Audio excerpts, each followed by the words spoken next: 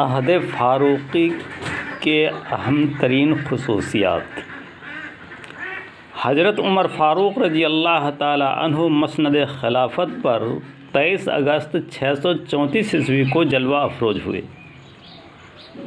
منصب خلافت قبول کرنے کے بعد ایک تاریخی خطبہ خلافت بیان فرمایا کہ رہنما کا یہ فرض ہے کہ وہ دیکھے کہ اس کو کس طرف لے جا رہے ہیں۔ رب کعبہ کی قسم کھا کر کہتا ہوں تم کو سیدھے راستہ پر لے چلوں گا۔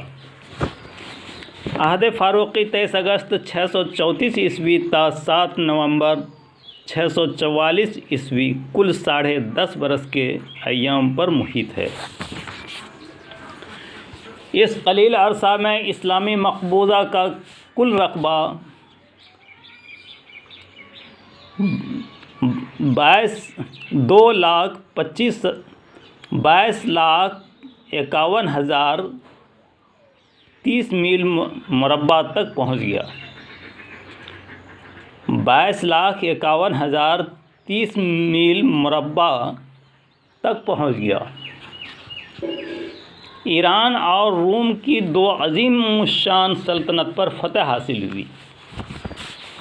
اس وقت ایران اور روم دنیا کی عظیم طاقت تھی۔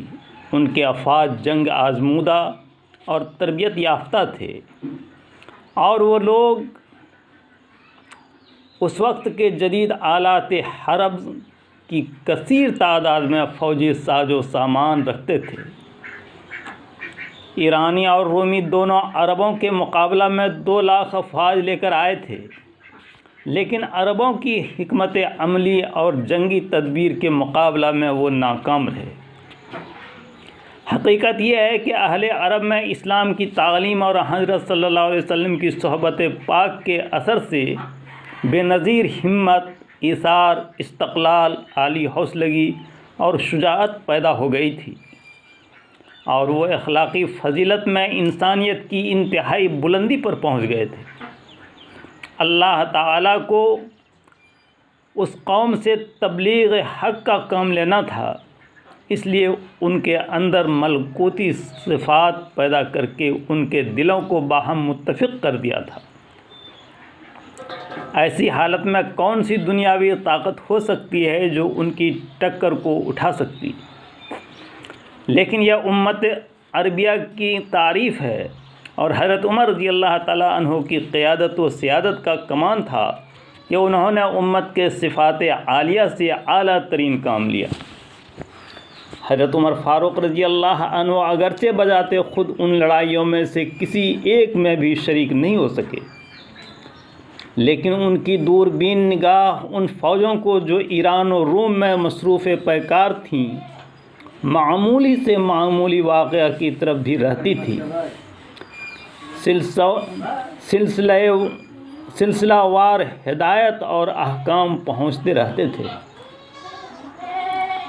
جمہوریت اسلام کل بنی نوع انسان کو جو اس کے حدود میں داخل ہوں مساوات عطا کرتا ہے۔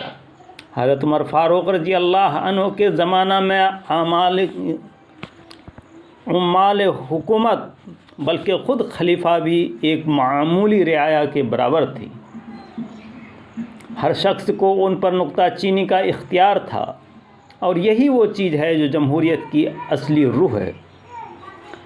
حضرت عمر فاروق رضی اللہ عنہ کسی حکم کو بذات خود بلا مشورہ نافذ نہیں کرتے تھے، بلکہ مہاجرین اور انصار سے ہر کام میں رائے لیتے تھے، اور جب کوئی بڑی مہم پیش آ جاتی تھی تو مسلمانوں کے مجمع عام میں اس کو پیش کرتے تھے۔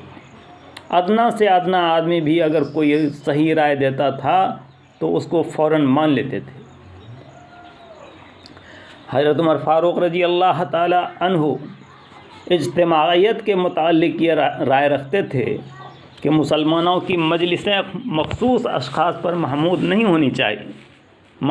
ہونی چاہیے، بلکہ ہر قسم کے لوگوں کو باہم مل کر بیٹھنا چاہیے، کیونکہ چند اشخاص جب اپنی محفل کو مخصوص کر لیتے ہیں تو ان کی رائے عام رائے سے الگ ہو جاتی ہے۔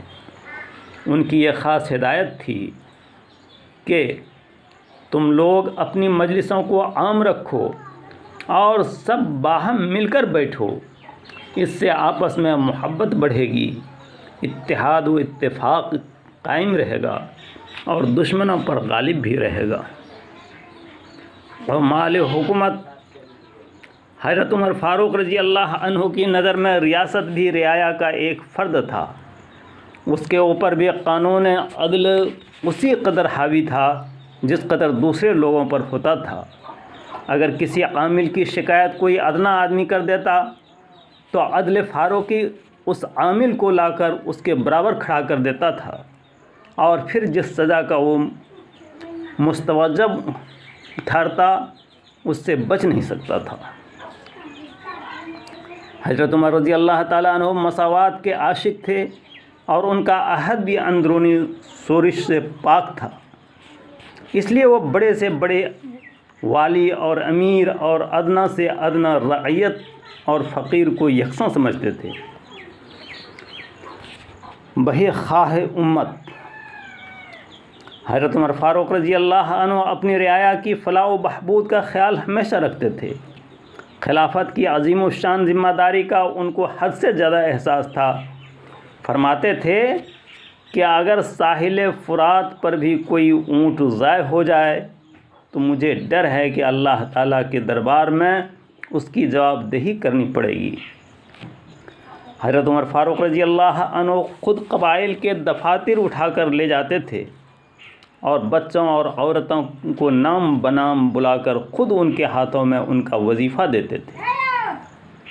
نواحِ مدینہ میں راتوں کو گشت لگاتے تھے اور اکثر کوئی قافلہ وہاں آ کر اترتا تھا تو خود جا کر رات کو پاسبانی کرتے تھے۔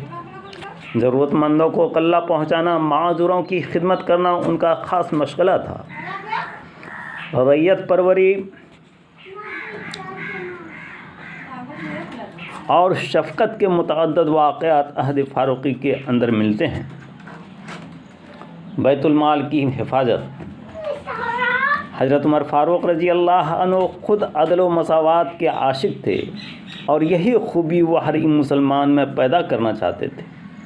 وہ بیت المال کے خزانے کو سوائے مستحقین کے اور کسی کے لیے حلال نہیں سمجھتے تھے۔ خود اپنے اخراجات کے لیے اس قدر کم رقم لیتے تھے کہ نہایت تنگی سے بسر اوقات ہوتی تھی۔ جو کی روٹی ان کی غذا تھی اور زیتون کا تیل ان کا سالن۔ وفات، ایک ایرانی غلام ابو لولو فیروز حضرت عمر فاروق رضی اللہ عنہ سے کسی بات پر ناراض ہو گیا۔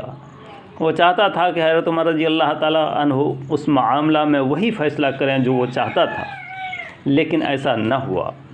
دوسرے دن فجر کے وقت مسجد میں گیا۔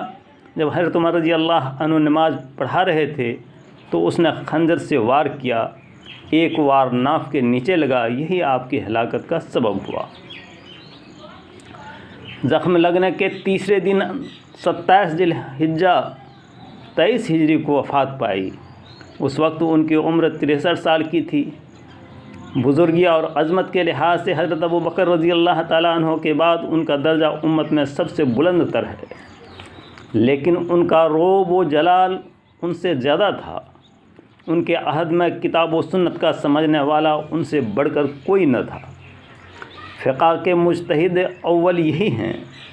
ان کی ذات امت اسلامیہ کے لیے مائے شوکت و عزت و باعث رحمت و برکت تھی۔